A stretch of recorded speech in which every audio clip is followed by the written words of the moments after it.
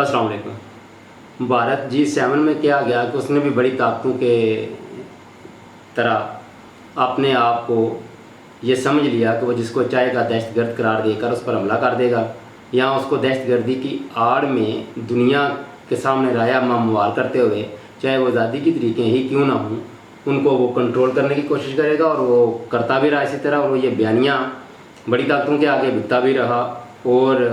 भारत ने इससे भरपूर फ़ायदा भी उठाया कश्मीरियों की जो आज़ादी की तरीक़ है उसको कुचलने के लिए। दूसरी तरफ वो पाकिस्तान में बलूचिस्तान में, पाकिस्तान के सूबा बलूचिस्तान में और खैबर पख्तूनख्वा में, दोनों जगह, एक खैबर पख्तूनख्वा में अफ़गानिस्तान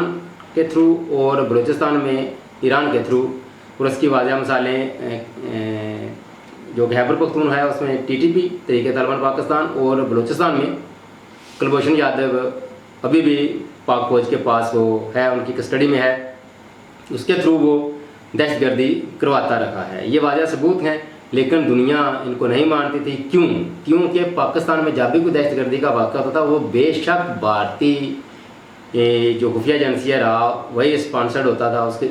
मगर चूँकि उसकी जो ज़िम्मेदारी है वो पाकिस्तान में ही कोई ना कोई ग्रुप कबूल कर लेता था, तो उसकी वजह से भारत को इस मामले में, दहशतगर्दी के मामले में कुछ रिलीफ मिलता रहा है। सिर्फ वजह इसकी यही कि वो पैसा इस्तेमाल करता था, और यहाँ कुछ लोग पैसे के आगे बिके हुए थे, और जिनका काम ही यही है बैरूनी ताकतों से पैसा लेकर वो चाहे किसी किस्म का भी उनसे काम करवा लें, वो हर वक्त करने के लिए तैयार रहते हैं। और जब यहाँ दहशतगर्दी होती है पाकिस्तान में, और इनके अंदरूनी जो तंजीमें हैं, TTP है और कुलभूषण यादव की बलूचिस्तान में जो जिनको वो बैक करता रहा है, उसमें एक बलूचिस्तान लिबरेशन आर्मी है, उनको दहशतगर्द ज़ाहिर है पाकिस्तान ने भी डिक्लेयर किया हुआ है। और उसी वजह से देखें, एक तरीका पाकिस्तान में दहशतगर्दी करवाने का,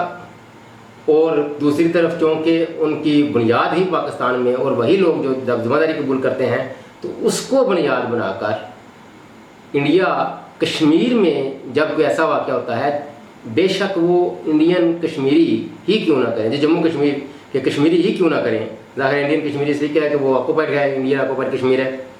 तो वो उसका बहाना बनाकर जब कश्मीर में कोई इस तरह की तहरीक उठती है तो वो इल्ज़ाम लगाता है पाकिस्तान में कि पाकिस्तान में दहशतगर्दी के अड्डे हैं, वहाँ से वो लोग आते हैं और कश्मीर में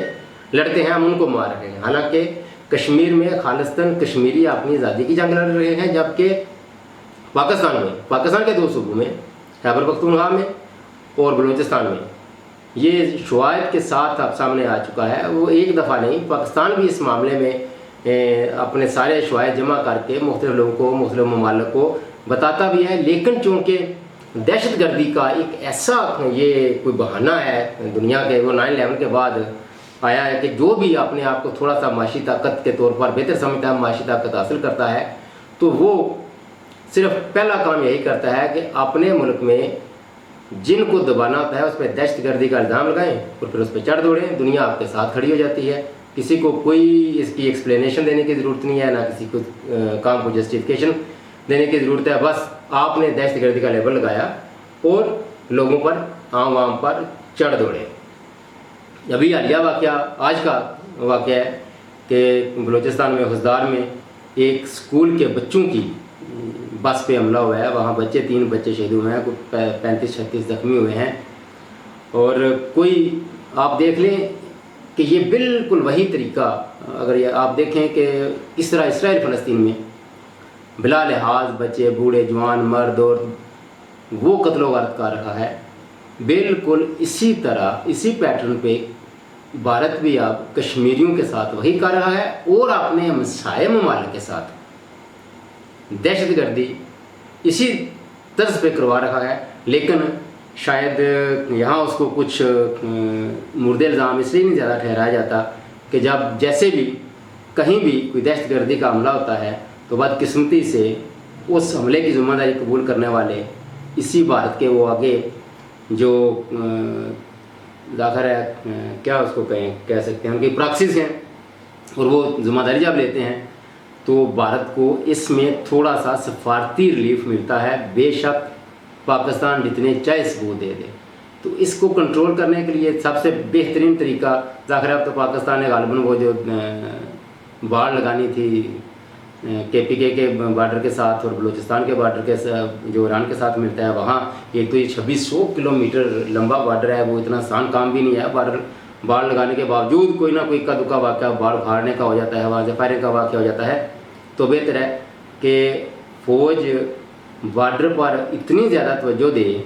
کہ جس نے بھی آنا ہے وہ چمن جو بلوچستان میں ایران کے ساتھ راہداری ہے اور دوسری جو درے میں ہے، خیبر میں ہے، پختونخوا کے جو صوبے میں ہے، تو وہ اس تھرو پراپر چینل آئیں، ویزا لے کے آئیں، یا جو بھی انٹری پاس ان کو دینے ہیں، جس طرح بھی دینا ہے وہ اسی مناسب اور لیگل وے سے آئیں، نہ کہ بارڈر کو غلط طریقے سے کراس کرتے ہوئے ان دو ممالک سے آئیں اور اسی آڑ میں دہشت گرد بھی اندر آئیں۔ فوج جتنا چاہے اس کو جتنا سخت کنٹرول کرے گی یہی زیادہ بہتر ہوگا۔ اور اس کے بعد سیکنڈ لائن پہ رینجر کو رکھ لیں، اور پولیس کو خاص کر خیبر پختونخوا میں تو پولیس کو کافی انہوں نے بہتر بھی کیا، ان کی تربیت کے حوالے سے بھی، اسلحے کے حوالے سے بھی، لیکن بلوچستان میں آج بھی لیویز اور وہ نیم فوجی دستے وہی کام کر رہے ہیں۔ پولیس ان کی تو بالکل نکارہ ہے۔ وہاں پولیس کو بہت زیادہ سخت ٹریننگ کی ضرورت ہے۔ میرا خیال ہے اگر اس کو آرمی ہی ٹرین کرے تو زیادہ بہتر ہے، نہ کہ وہ جو پولیس کی اپنی انٹرنل و نہما کی تربیت ہوتی ہے اس کے بعد وہ بندہ آ کے اپنی ڈیوٹی جوائن کر لیتا ہے۔ پولیس کے فوج کے تھرو ان کی تربیت کریں اور ان کو اسلحہ بھی جدید ترین دیں، کیونکہ جن علاقوں میں دہشت گردی کے واقعات زیادہ ہوتے ہیں یا جو دہشت گردی سے متاثرہ علاقے ہیں وہاں آپ نارمل ٹریننگ اور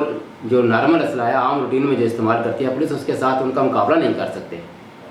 یہ دو چار چیزیں اگر آپ کر رہے ہیں تو اپنے اندرون ملک میں دہشت گردی پر کافی حد تک کنٹرول کر سکتے ہیں، اور اس میں ان لوگوں کو بہرحال الگ کر دیں جو اپنے حقوق کے لیے، جو اپنی شخصی آزادی کے لیے، جو جمہوری آزادی کے لیے، انسانی حقوق کے حوالے سے جو آواز اٹھا رہے ہیں ان میں اور دہشت گردوں میں فرق رکھتے ہوئے اگر آپ دل و جان سے نیک نیتی کے ساتھ کوشش کریں گے تو ایسی کوئی وجہ نہیں کہ 1 سال کے اندر اندر اس پر کنٹرول بھی کر لیں۔ اور پھر بھارت کی جو یہ بڑا اچھا کیا ہے کہ کلبھوشن یادو کو انہوں نے پھانسی نہیں دی۔ اس وقت بہت سے لوگ کہتے ہیں کہ ان کو پھانسی دیتے کیوں نہیں، یہ وہ، تو میرا تو اس وقت بھی خیال تھا کہ پھانسی نہیں دینی چاہیے، اس کو تا مرگ اپنے پاس ہی رکھنا چاہیے، اور جب بھی انڈیا کوئی اس طرح کی حرکت کرے تو کلبھوشن کا چہرہ لا کے مین اسٹریم میڈیا پہ رکھ دینا چاہیے۔ ایک اور پچھلے دنوں بلوچستان کے ایک سیاستدان ہیں، غالباً مولانا فضل الرحمان کی جماعت کے ہیں، میرے دل میں نام نہیں ابھی آ رہا، انہوں نے بتایا کہ ایک اور بندہ کوئی چترویدی اس طرح نام، اجیت چتروید کوئی اس طرح کا نام پکڑا ہوا ہے، لیکن وہ عام میڈیا میں اس کی ابھی خبر نہیں آئی ہے۔ تو یہ احمد میر صاحب کا پروگرام تھا تو اس میں وہ بتا رہا تھا کہ احمد میر صاحب نے پوچھا کہ وہ تو بندہ سامنے نہیں آیا نا، ہم نے کو سنا ہے، تو کہتا ہے وہ آپ آنے والے دنوں میں وہ بھی دیکھ لیں گے۔ تو ظاہر ہے اس طرح کا جو نیٹ ورک ہے اس کو یہ جو اندرونی کھاتا، یہ جو گریلا وار ٹائپ ہوتی ہے وہاں بندے جو تربیت لے کے کرتے ہیں ایسے کام، ان کو پکڑنا اتنا آسان نہیں ہے۔ اس میں آپ عام عوام کا ساتھ آپ کو چاہیے، اور عام عوام میں آپ کو جو ساتھ ہے یا مدد ہے وہ اسی صورت میں مل سکتی ہے کہ آپ کم از کم دہشت گردی میں اور جو انسانی حقوق یا اپنی جمہوری اور شخصی آزادیوں کے حوالے سے لڑ رہے ہیں اس میں فرق رکھیں۔ تو یقینی طور پر یہ 1 سال کے اندر اندر اندرونی سطح پر پاکستان انشاءاللہ دہشت گردی پر قابو پا سکتا ہے، اس میں کوئی شک نہیں۔ فرق صرف صحیح جگہ پر صحیح کام کرنے کی اور توجہ دینے کی ہے۔ تکلیف نہیں۔ اللہ حافظ۔